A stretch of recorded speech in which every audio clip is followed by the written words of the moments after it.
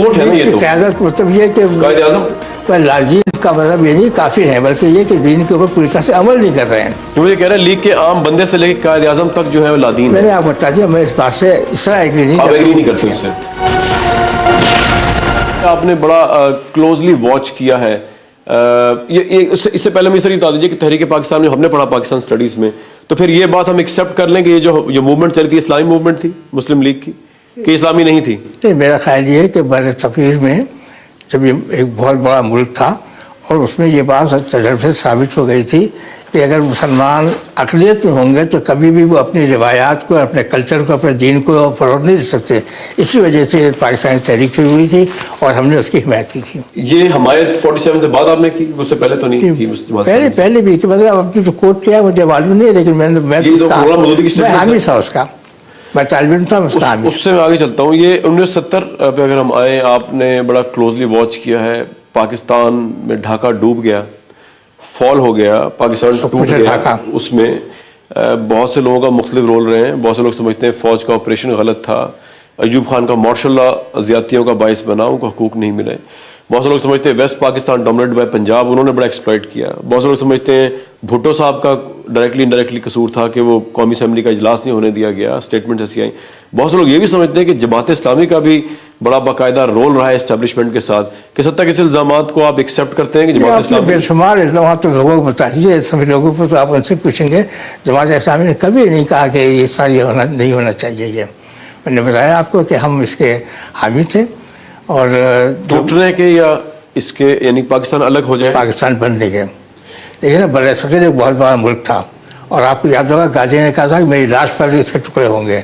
उस वक्त हमने बात कही थी कि इस्लाम एक तरते हयात है और इस पर अमल करने के लिए ज़रूरी है कि हमारे पास एक खित्ता ज़मीन हो जहाँ हम अपने दीन के ऊपर अमल कर सकें। इसीलिए मुसलमानों ने इसकी हिमायत की थी, इसलिए हमने इसकी हिमायत की थी। तो ये जो इल्ज़ामात है जमात इस्लामी के, अल बदर अल शम्स ब्रिगेड्स तैयार की गई वहाँ पे, ये बिल्कुल गलत बयानात हैं। अल शम्स अल बदर की पूरी तारीख आप देखते हैं, उन्होंने लोगों की जानों को बचाया है और लोग उन्हें इस तरह पेंट करते हैं और वो कातिल ने लोगों को कत्ल किया है। उन्होंने लोगों की जानें बचाई हैं, अपनी जानें दी उनके लोगों की जानें बचाने के लिए। ये बिल्कुल एक मीडिया का गलत प्रोपेगेंडा है कि अल शम्स अल बदर जो है उन्होंने कत्ल आम किया है। वैसे गफूर साहब, आप बिलीव करते हैं जमहूरियत पे? आपको शक है? मैं तो पूछ रहा हूँ। नहीं, मैं कहता हूँ जमहूरियत इस्लाम का सबसे बड़ा एक रुकन है।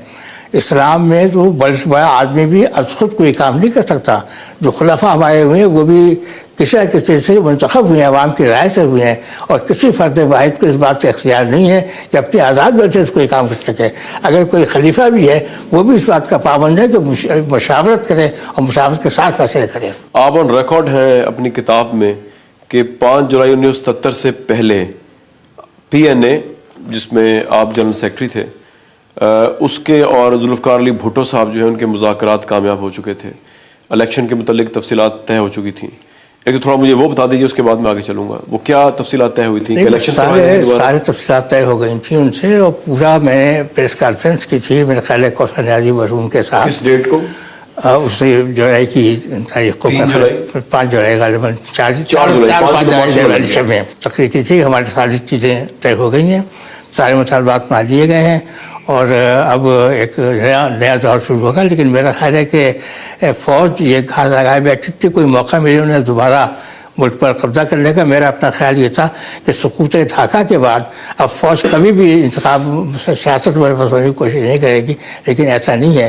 मेरा ख्याल है फ़ौज ये समझती है कि हम बड़े एक मुंज़ब्त और ट्रेंड लोग हैं और हमें ज़ात का ज़्यादा खाते हैं मुल्क के बाहर हुकूमत है। भुट्टो साहब की फांसी ज़्यादती हुई है इस कौम के साथ? जी ज़्यादती हुई है। उनको देखिए ना, भुट्टो साहब की ज़्यादती में जो उनके फैसला है सुप्रीम कोर्ट का, वो 3 और 4 का फैसला है।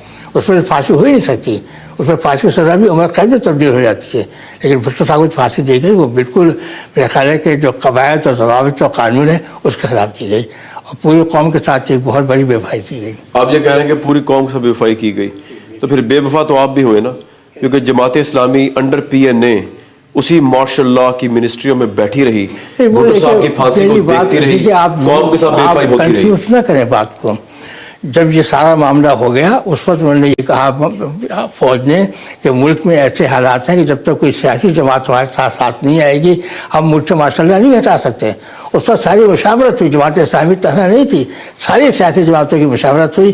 اس کے بعد یہ فیصلہ ہوا کہ ہم ان کا ساتھ دیں تاکہ یہ اس قابل ہو جائیں کہ انتخاب کرا سکیں. جیسے انتخاب کی تاریخ کا اعلان ہوا ہم لوگ باہر آ گئے. جو باپ کا جرم ہے اس کی سزا قیامت کے روز باپ کو ملنی ہے, جو بیٹے کا جرم ہے اس کی سزا قیامت کے روز بیٹے کو ملنی ہے. پی این ایم 9 جماعتوں کا الائنس تھا, آپ بھی ایک بڑا 3 تھے اس کے اندر. اس کی سزا جو آپ نے کیا اگر غلط کیا اس کی سزا آپ کو ملے گی یا اس کا ذمہ دار آپ دوسروں پہ ڈالیں گے؟ قرآن کے اصول کے تحت جو میں نے غلط کام کیا اس کا ذمہ دار میں ہوں. تو آپ جو کیبنٹ میں بیٹھے, ایک ایسی کیبنٹ میں جس میں ایک منتخب حکومت, جس کو آپ خود بھی کہہ رہے زیادتی بے وفائی کی عوام کے ساتھ, اس کو الٹا کے عوام کا حق غصب کر کے یہ کس شریعت کے اصول کے تحت بیٹھے ہیں؟ ساری چیزیں آپ خلط مثبت کر رہے ہیں. اس وقت حالات ایسے تھے کہ انہوں نے یہ بات کہی کہ ہم ملک سے ماشاء اللہ نہیں ہٹا سکتے جب تک کہ سیاسی جماعتیں ہمارا ساتھ نہ دیں.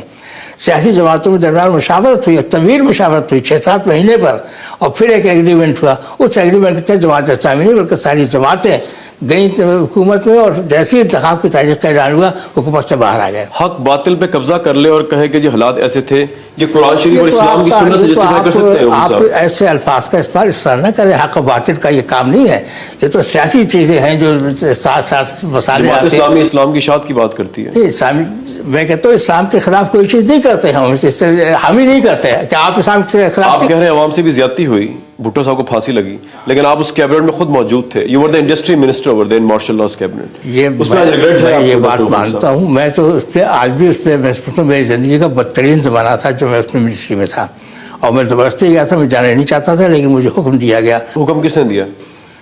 حکم دینے والے آپ جانتے کون ہوتے ہیں؟ جماعت ہوتی ہے نا, جماعت نے حکم دیا. جماعت کا غلط حکم تھا یہ؟ نہیں, حکم صحیح اور غلط ماننا میرا فرض تھا, لیکن میں نے یہ بات کہی تھی کہ میں اسے پسند نہیں کرتا ہوں. غفور احمد صاحب, حکم غلط ہو اس کا ماننا آپ کو فرض ہے؟ اگر کسی تنظیم میں ہے میں, اور تنظیم کا اگر سربراہ یہ بات کہتا ہے کہ ہاں میں کر رہی بات, تو پھر کرنا ہمارا فرض ہے. تنظیم کا سربراہ مجھے کہے کہ کسی کے حق میں ڈاکہ مار لوں, ڈاکہ مارنے کی بات میں نہیں کر رہا ہوں. یہ معاملہ بھائی یہ سیاسی طرز عمل ہوتا ہے کہ سیاست پہ کیا کیا جائے. سیاست پہ یہ بھی ہو سکتا ہے, سیاست میں بھی ہو سکتا ہے. اسلام میں سیاست اور مورالٹی ڈفرینٹ ہے. اسلام سکھاتے ہیں مورالٹی ہے. آپ کہہ رہے ہیں امیر غلط بھی کہہ دے تو آپ کو ماننا پڑے گا. آپ نے بھی یہ کہا امیر نے کہہ دیا چاہے غلط ہے صحیح تھا, مجھے ماننا پڑا. نہیں, آپ نے غلط کہا نا اسے. میں نے کہا کہ جو امیر کوئی بات کرتا ہے ہماری جماعت میں, امیر از خود فیصلے نہیں کرتا. تو غفور صاحب میں یہ جاننے کی کوشش کر رہا ہوں, امیر اگر غلط بات کہے نہیں, میں آپ سے کہتا ہوں وہ غلط ہے نا, اس کو ماننا آپ پہ باؤنڈ تو نہیں ہے اسلامک ورڈ. امیر جو غلط بات کہے گا وہ غلط ہے, لیکن میں جو بات کہہ رہا ہوں آپ سے کہ جماعت میں جو مشاورت کا عمل ہے وہ یہ ہے کہ امیر جب کوئی فیصلہ کرتا ہے وہ مشاورت کے ساتھ کرتا ہے. مشاورت کے ساتھ جو فیصلہ نہیں کرے گا ظاہر بات ہے کہ اس وقت آپ ابھی یہ ایڈمٹ کرتے ہوئے کہ غلط فیصلہ جائے گا آپ اس کا پارٹ بنے, اس کی آپ مذمت کرتے ہیں, آج اس پہ ندامت محسوس کرتے ہیں ڈاکٹر صاحب. کیا مارشل لاء کی منسٹری میں بتا دیجیے آپ کو کہ ایسے حالات تھے کہ جب جماعت اسلامی نے ساری جماعتوں نے مل کر یہ فیصلہ کیا کہ میں نے بتایا دوبارہ آپ کو بتاتا ہوں کہ یہ ہوا تھا کہ بات اللہ کی جیسے حالات ٹھیک ہوں گے ویسے ہی ہم باہر آ جائیں گے. بتائیے نا, آپ نے تو خود ایڈمٹ کیا کہ حالات ٹھیک ہو گئے تھے, باہر آ گئے نا پھر. نہیں تو غلط ہے نا, وہ تو ابھی بھی آ سکتا ہے, پھر آپ اس میں بیٹھ جائیں گے دوبارہ. آپ کو یہ بات کہ جب یہ بات سامنے آئی جب ماشاء اللہ کے لوگوں نے یہ بات کہی کہ ہم انتخابات نہیں کرا سکتے تب تک ہمیں سیاسی سپورٹ نہیں ملے گی. جماعت اسلامی چاہنے تو ساری جماعتوں کی مشاورت کی, اور مشاورت کر کے فیصلہ کیا گیا کہ انہیں اس بات پہ سپورٹ دے دی جائے کہ انتخاب کی تاریخ کا اعلان کر دیں. ڈاکٹر صاحب, یہ مارشل لاء پاکستان میں رہا, عوام کا حقوق غصب رہا, اس کو آپ بھی ایگری کرتے ہیں ڈائریکٹلی یا ڈائریکٹلی, قطع نظر اس بات سے. اس پہ آج آپ سمجھتے ہیں کہ مارشل لاء لگنا ہی نہیں چاہیے تھا اور لگ گیا تھا, تو جماعت اسلامی کو حق کا ساتھ دینا چاہیے تھا, عوام کا ساتھ دینا چاہیے تھا الیکشن کروانے کے لیے, جس طرح آپ نے بھٹو صاحب پہ زور ڈالا, پی این اے کی تحریک کے لیے باہر نکلے, مارشل لاء کے خلاف نکلنا چاہیے تھا. مارشل لاء کے خلاف آپ تو کیبنٹ میں بیٹھے نا میرے بھائی, کیبنٹ 85 تک آپ رہے. کیبنٹ میں کیوں بیٹھے ہیں؟ میں نے بتایا آپ کو جماعت اسلامی طرح کیبنٹ میں نہیں بیٹھے. میں تو آپ سے پوچھ رہا ہوں, میں آپ سے یہ بتاتا ہوں کہ یہ بات کہی گئی کہ ہم مارشل لاء نہیں ہٹا سکتے جب تک کہ سیاسی جماعتیں ہمیں سپورٹ نہیں دیں گی. 11 سال آپ دیکھتے تمام جماعتوں میں 11 سال آپ دیکھتے رہے مشاورت. جی وہ وعدے توڑتے رہے جنرل ضیاء الحق صاحب, آپ دیکھتے رہے, آپ ان پہ ٹرسٹ کرتے رہے, ذاتی انٹرسٹ نہیں تھا آپ لوگوں کا اس میں, آپ منسٹری میں رہے. آپ اگر الزامات کی بوچھار کریں گے اس کا فیکٹ میں بتا رہا ہوں آپ کو کہ فیکٹ یہ ہے کہ جب ماشاء اللہ کے ساتھ گئے ہیں ساری جماعتوں کے مشاورت سے گئے ہیں وہاں بیٹھ کر جو چیزیں غلط ہوتی تھی ان کو غلط کہا گیا ہے اور اس لیے گئے تھے کہ ماشاء اللہ ہٹے اور جمہوریت ملک میں آئے. جن چیزوں کو آپ غلط کہتے رہے بھٹو صاحب کی پھانسی کو کیبنٹ نے اپروو کیا اس کو تو غلط نہیں کہا آپ نے.